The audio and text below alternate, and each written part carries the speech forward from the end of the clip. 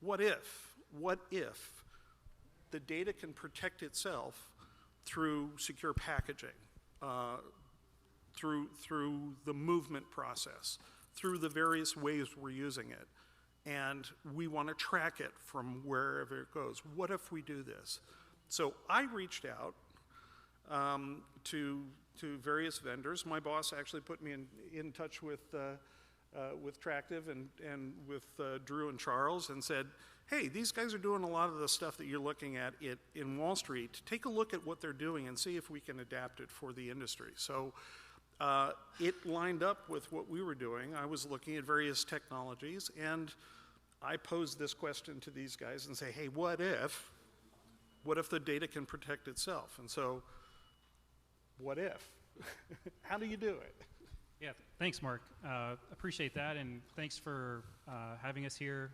We are definitely newbies to your industry, and we appreciate us being able to be here. And we've asked a lot of really basic, probably stupid questions the last couple of days, so we're learning a lot about your industry, how things work, and that's, as Mark mentioned, what we really love about being here. And one of the best things I think I learned at SpaceX, among other things, is really the definition of innovation, right? Innovation is really about taking a solution, a technology that works in one area and trying to apply it to a different problem. And technology is usually pretty straightforward, but it takes people like Mark and people in this room to think creatively about how to apply that technology across a broader scale of problems. And as Mark mentioned, we've been at this now for almost 3 years in financial services.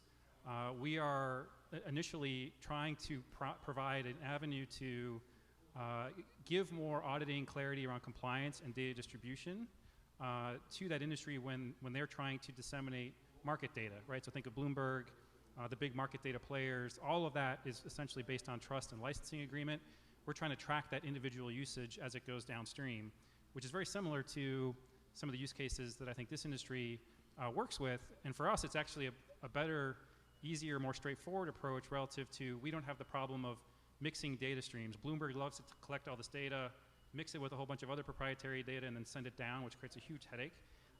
So in some respects, this is a very, very interesting, very straightforward approach, and we'll talk a little bit about an example that we're starting off with as we go incrementally and looking at several different problems where I think this can be applied.